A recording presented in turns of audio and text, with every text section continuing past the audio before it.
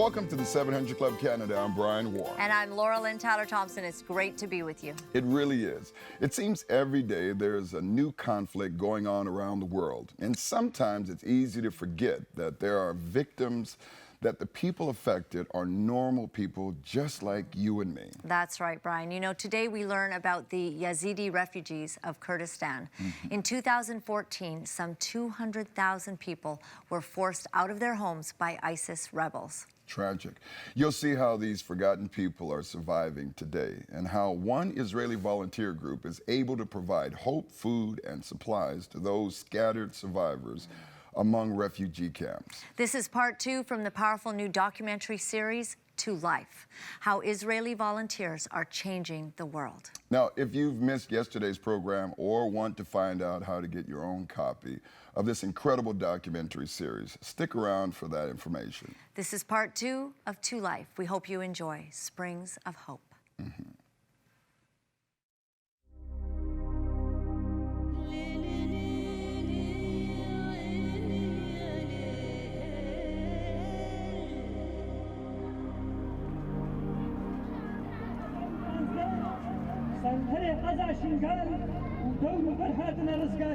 Today is a painful day for the Yazidis of Kurdistan. It's the 3rd anniversary of the genocide of their people. On August the 3rd, 2014, fighters from ISIS, or Daesh as they're called in Arabic, invaded the Sinjar region in northern Iraq, the ancestral home of the Yazidi minority. Some 200,000 Yazidis fled Sinjar. As many as 4,400 were massacred, and another 4,000 to 10,000 were kidnapped, forced to convert to Islam, tortured, and sold into slavery. Those who escaped are now scattered across Kurdistan, living in refugee camps. Today, they mark the beginning of their 4th year in exile. Some are weeping. Most are silent. All of them are wondering when the world will take notice. Standing with them is an Israeli woman who has dedicated her life to helping them however she can. Who wants to intervene with a persecuted, unknown minority group in the Middle East? My conscience will not let me sit at home. Although out of my depth more than ever, I said I cannot walk away. Why the Yazidis? I ask myself questions and I don't have answers.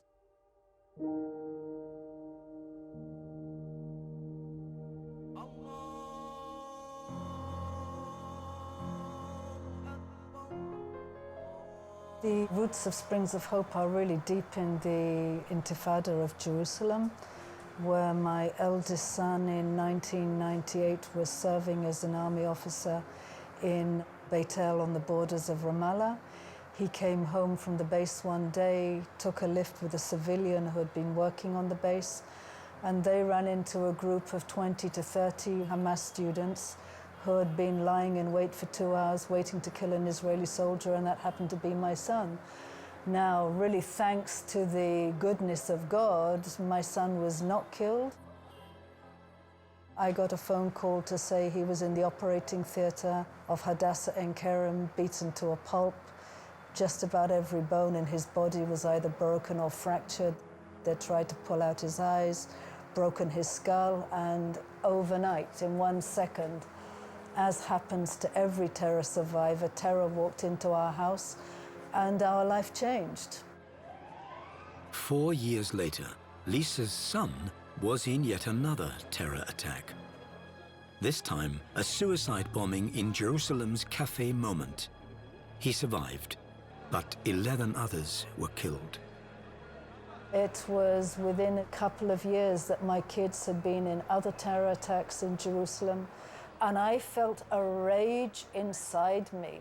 I think there's something in me that says, the milk is spilled, now how are we going to clean it up?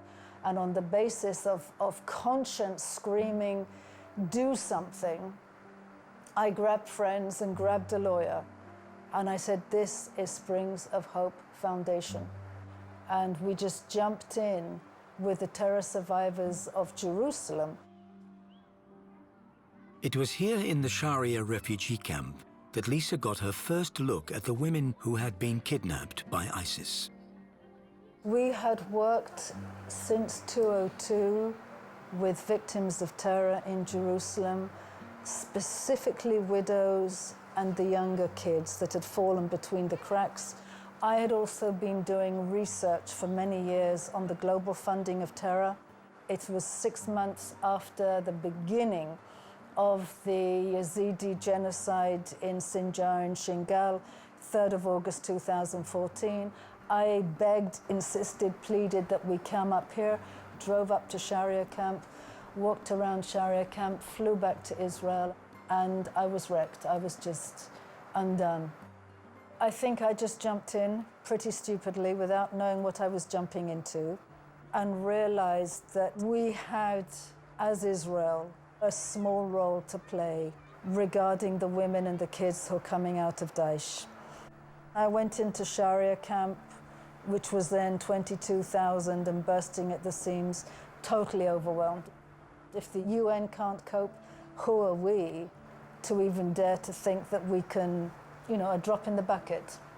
But when I began to meet the women that were coming out of Daesh and helping to take off their black robes and shower them and put a new dress on them, I realized that here we could help, and that would be our place of tikkun olam.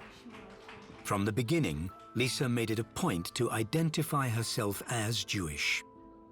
If I cannot live as a Jew, and if I cannot be here as an Israeli, I cannot be here. I cannot hide or deny who I am, and I believe it's because we're a Jew and we were called to be a light to the world. That's the reason I'm here.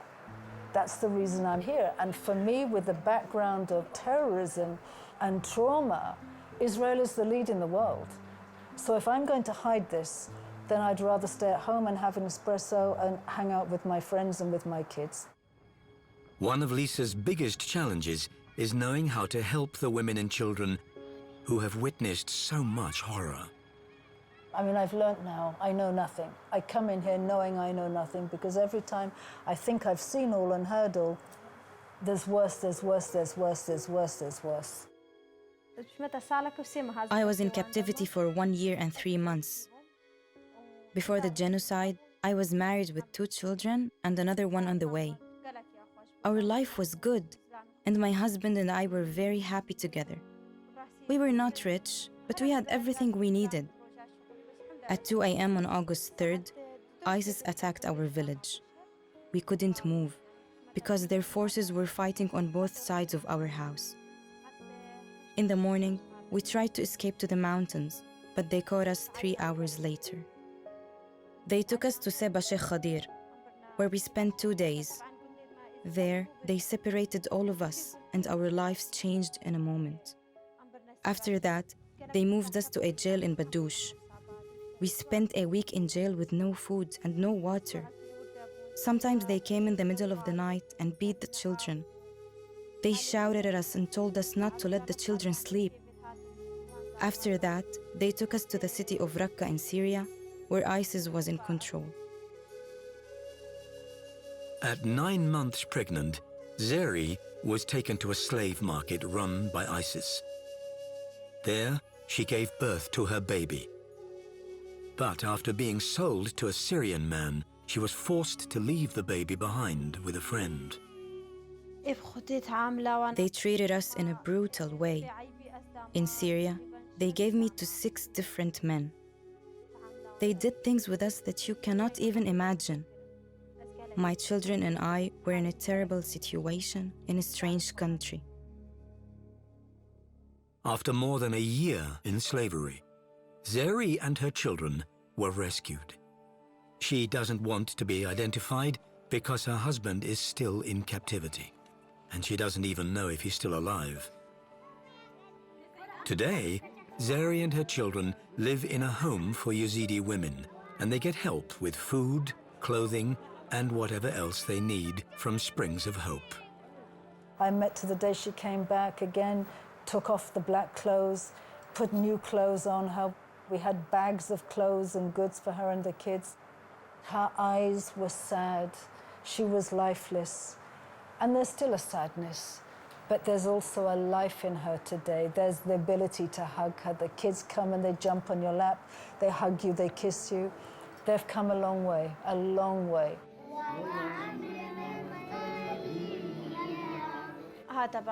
Lisa visited me a lot and brought medicine for me. Whenever she came, she brought clothes for my kids and gave us money. I'm so thankful for her kindness to us. But not only to us. She is good to all of the Yazidi people like me.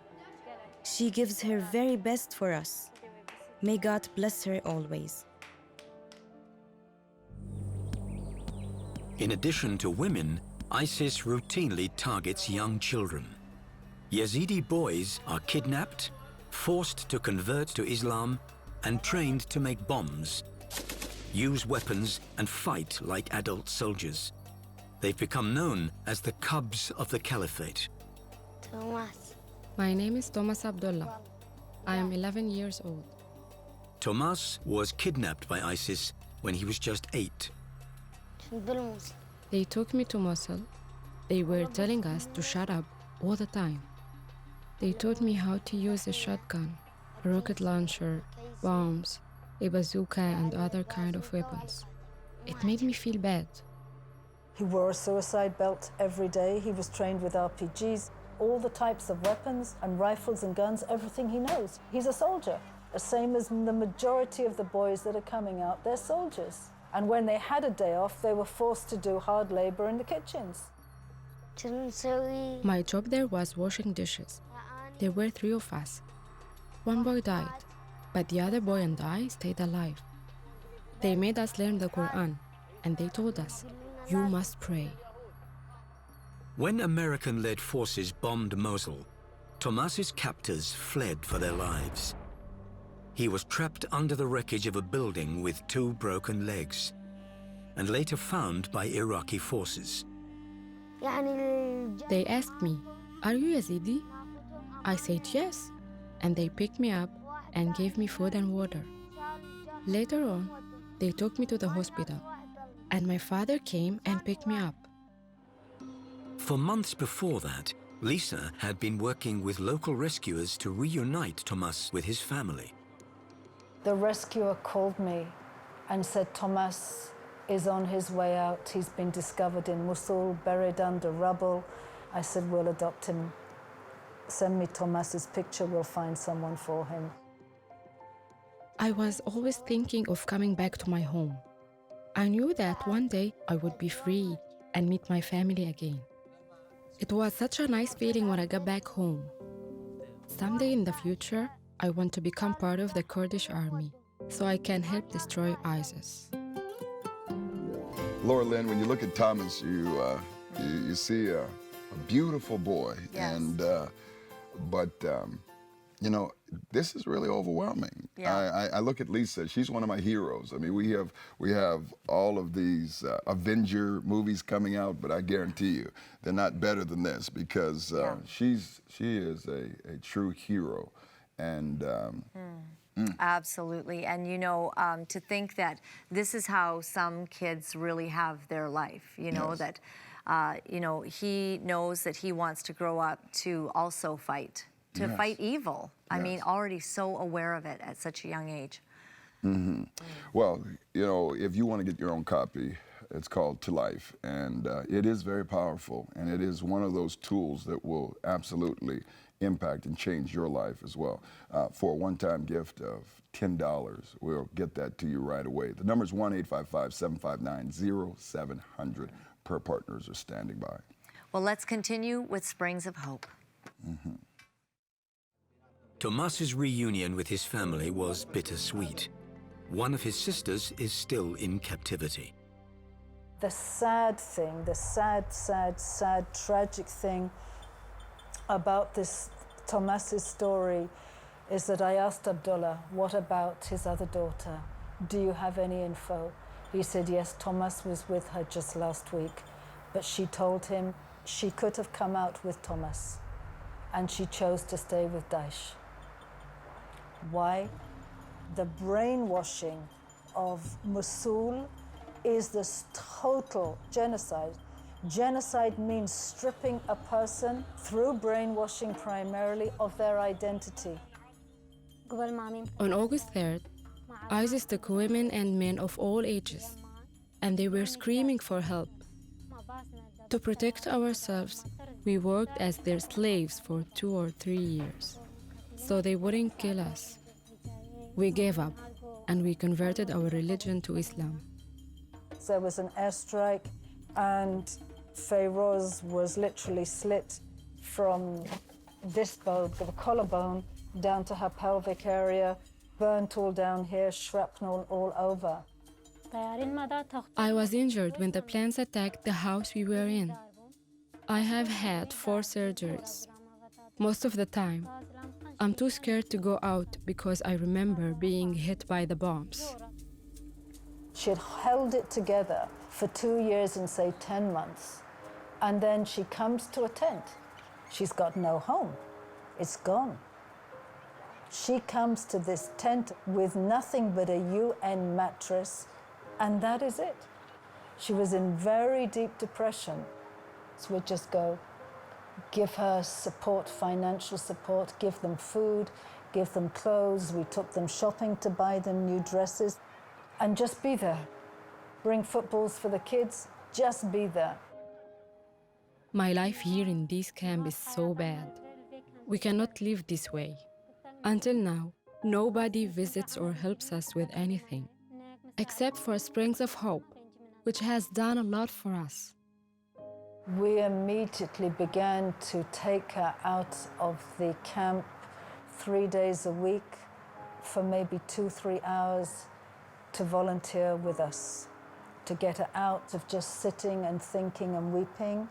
We got her out, got her to give to others, got her to come over. Every Saturday night we have a workshop in our volunteers' home in the Hope House. So she began to come to that and serve the chai and serve the coffee and serve the juice and serve the cake, and just gradually draw her out and draw her into helping others. And she's actually doing very well. Lisa helped me with the treatments and medicines, and I healed so much faster from my surgeries. It means a lot to me. Lisa has done a lot of things for us, and I will never ever forget her until I die. The women who don't escape are often put up for auction to help pay for the Islamic State's war. They are auctioned off online and even on social media for thousands of dollars. But thanks to one man, these auctions have become a means of rescue for many Yazidi girls. Abdullah Shrem is a Yazidi businessman who operates a team of smugglers throughout the Middle East. There was a period of time where he would be getting all the pictures on WhatsApp of the young Yazidi girls, 11 years old, 12 years old, 13 years old, who would be put onto the sabaya, onto the slave market in Raqqa the next day. For Abdullah, it's a very personal mission. On August 3rd, 2014, the Islamic State attacked the Shinjar region and we escaped. They took 56 members of my family. Abdullah's sister was one of the 56. She managed to get in touch with him from behind enemy lines.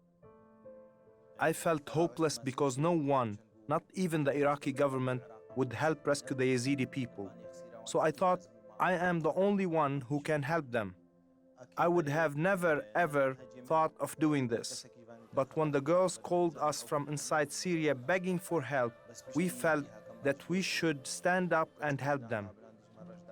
At that time, I was a businessman in Aleppo, so I used my business to help get those girls back. The first thing that I did was start buying cigarettes in bulk, because cigarettes are forbidden by the leaders of ISIS. So I traded cigarettes with the lower-level soldiers in exchange for getting our women back. Then we opened a shop for children's clothes so the Syrian mothers would come and shop. That way, we could get information from the women about where our Yazidi girls were. Abdullah also opened a small bakery and sent messages inside loaves of bread. Every rescued girl had a different sad story. But I always remember one story that affected me the most. There was a woman raising 4 children, 3 boys and 1 girl. The girl was 8 and the boys were 3, 1 and 6 months old. They were kidnapped along with her. Once she tried to escape, but the ISIS soldiers caught her and punished her. They poisoned all her children and they died right in front of her eyes. The same ISIS member who killed her children raped her all the time. It was the most painful story that I've ever heard. Abdullah has spent his entire life savings rescuing Yazidi women from slavery. But still, he refuses to quit. Many people have told me that ISIS is keeping photos of me on a kill list. 3 times ISIS members sent me pictures of myself. They told me that they are following me and that they will kill me. Many people have asked me, aren't you afraid to keep doing this? I'm not afraid, because if a 14-year-old girl is being raped in front of my eyes, for sure, my life is not as important as one of her tears. I've been doing this job for 3 years, and I have rescued 354 people. Neither the Kurdish nor the Iraqi government gave us any help. I will not give up until I get all those girls out of there, because their lives are more important than mine.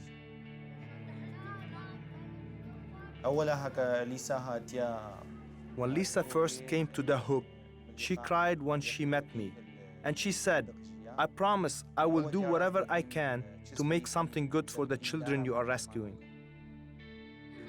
When these women come out, or these kids come out, we will sponsor them. We'll come and we'll meet them, we'll take care of their immediate needs, and I'll find sponsors for them. Once the women and children are reunited with their families, Lisa and her team help with food, medical care, and counseling. Every week, they also hold what they call Giving Day, where they distribute bags of food, clothing, and supplies in various camps like this one in Qadiyah. They also opened 2 community centers where both Muslim and Yazidi children learn and play together. If we say we are doing trauma therapy, nobody will come. It's a society that is based on honor. The shame, disgrace is very, very strong. So if you say trauma, you're adding stigma. Nobody would want to be seen to go into a trauma center.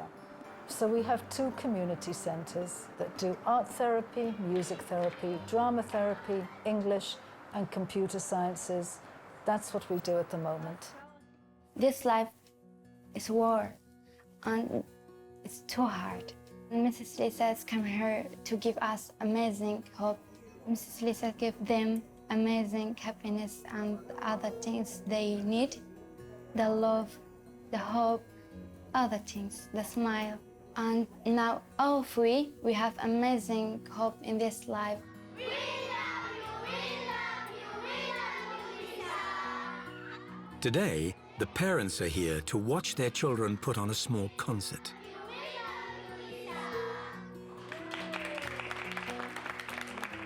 Every Friday night, we have an ice cream party in our house for a whole bunch of kids from Daesh. We sugar them up. They're probably crazy afterwards. But we sugar them up with ice cream and Coca-Cola. We talk, we laugh, they play on the trampoline, we take them outside, we play football. They draw pictures, I assess where they're at. We listen to the parents, we listen to the extended family to be close and to see and to figure out, okay, this is where they're at, so this is the next step. This is what we do now, or this is what we try to do now. I have seen the love from the Springs of Hope Foundation when they give toys to all the poor and displaced children to make them happy. I really appreciate them and thank Lisa and her team for what they are doing. Many of the refugee children here think of Lisa as if she's their mother. Many organizations have come and gone in Kurdistan, but Lisa is very special because she's always giving her best to the people, and I love her dearly. Today, 1,500 Yazidi women and children remain in captivity. And more than 400,000 are refugees who need critical help.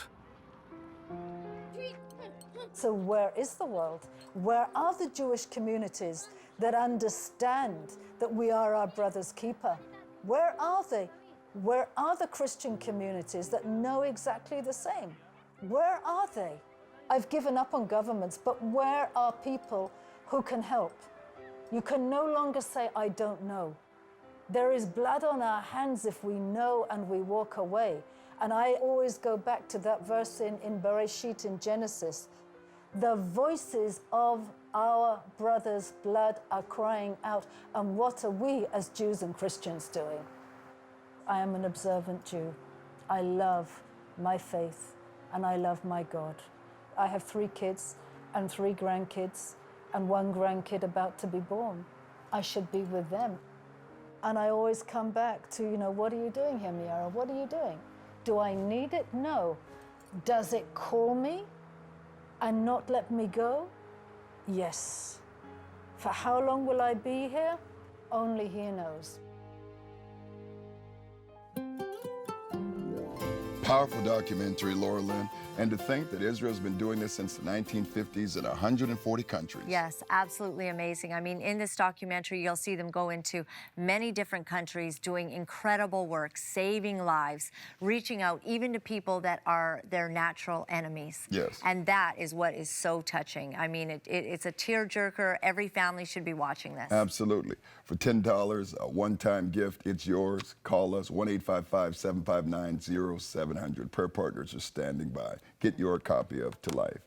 We want to leave you with a power verse. Galatians 5:1, it says this: it's for freedom that Christ has set us free. Stand firm then, and do not let yourselves be burdened again by a yoke of slavery. God bless you. God bless. To contact us, phone 1-855-759-0700. You can email us at cba@700club.ca. You can now like us on Facebook and follow us on Twitter or Instagram.